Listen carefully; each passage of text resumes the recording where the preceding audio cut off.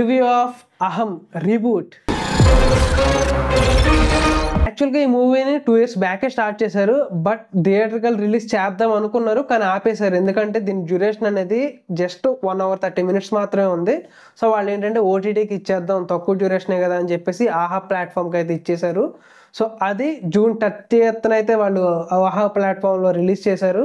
ఇక ప్లాట్ విషయానికి వచ్చేస్తే మన హీరో సుమంత్ ఒక ఆర్జే. తన పాస్ట్ లైఫ్లో ఒక పెద్ద ఇన్సిడెంట్ అయితే జరిగింది, దాని గురించి సఫర్ అవుతూ ఉంటాడు, అప్పుడప్పుడు సూసైడ్ అటెంప్ట్స్ కూడా చేసుకుంటూ ఉంటాడు. అలాంటి హీరోకి అనుకోకుండా ఒక రోజు ఆర్జే స్టూడియోలో ఒక కాల్ అయితే వస్తుంది.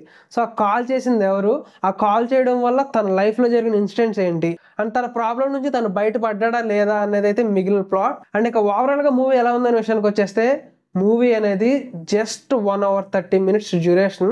సో అది కూడా మనకు నీరసం తెప్పించారంటే నిజం చెప్పాలంటే అమ్మో మామూలు విషయం కాదు. మంచి స్టోరీ అయ్యా, నిజంగా మంచి ఎగ్జిక్యూషన్ అంటే ఎరగదీసేసేది. నాకైతే చాలా బాగా మంచి స్టోరీ ప్లాట్ లైన్ అనిపించింది, కానీ సపోర్టింగ్ కాస్ట్ లేదు. అసలు వేరే క్యారెక్టర్స్ మనం చూడలేము, ఓన్లీ జస్ట్ వాళ్ళ మాటలు వినడమే. మనం ఇక 1 hour 30 minutes ఎవరిని చూస్తామంటే మన సుమంత్ గారినే చూస్తూ ఉంటాం. ఎలా ఉంటుందంటే ఏదో ఆ వాయిస్ క్లిప్స్ వినిపిస్తూ ఉండి మనం అలా వినొచ్చు. జస్ట్ మనం మూవీ చూడక్కర్లే, ఇయర్ ఫోన్స్ పెట్టుకుని అలా వినేయచ్చు, అలా ఉంటుంది అంతే. మనకి వేరే క్యారెక్టర్స్ని మనం చూస్తే వాళ్ళ యొక్క ఫీలింగ్స్ని మనం ఫీల్ అవుతాం. ఓన్లీ సుమంత్ గారిని చూపిస్తామంటే మనం ఇంకెక్కడ ఫీల్ అవుతాం, ఫీలింగ్స్ అనే ఎమోషన్స్ అనేవి అసలు కనెక్ట్ కూడా అవ్వలేదు. అక్కడక్కడ మంచి ఇంట్రెస్టింగ్గా వెళ్తుంది అనుకున్న టైంలో మళ్ళీ దెబ్బేసేసేది. అసలు ఎక్కడ కూడా వాళ్ళు edge to edge screen play అనేది రేసీగా తీసుకెళ్లలేదు. ఉన్న 1:30 కూడా చాలా స్లోగా ఉన్నట్టు అనిపించింది. అండ్ ఇక ఇన్వెస్టిగేషన్ పార్ట్ ఉంటుంది, అమ్మో మరీ రాడ్. అసలు చాలా అంటే చాలా ఎక్స్పెక్ట్ చేస్తాం.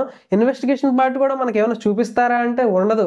మన హీరో ఇలా చెప్తా ఉంటాడు ఫోన్లో, ఎలా చేస్తున్నాం, ఓకే ఎలా చేస్తున్నాం అని చెప్పేసి చెప్తా ఉంటాడు. మనం ఊహించుకోవాలి, ఓకే ఎలా చేస్తున్నారా అని చెప్పేసి.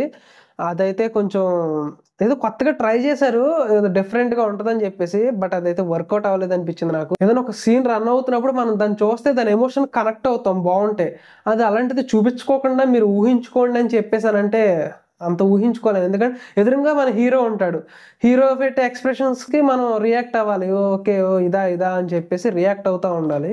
ప్లాట్ లైన్ అయితే మంచి ప్లాట్ లైన్ అబ్బా, కానీ వీళ్ళు నిజంగా ఎగ్జిక్యూషన్ అనేది నాకైతే నచ్చలేదు.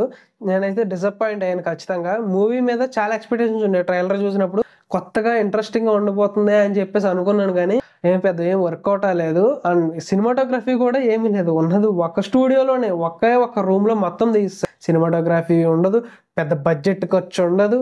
మ్యూజిక్ అంటారా, ఆ బ్యాక్గ్రౌండ్ మ్యూజిక్ ఏదో అలా ఓకే యావరేజ్గా అన్నట్టు అనిపించింది అంతే, సోసోగా. సాంగ్స్ అయితే లేవు, ఎప్పుడో లాస్ట్లో వస్తుంది సాంగ్.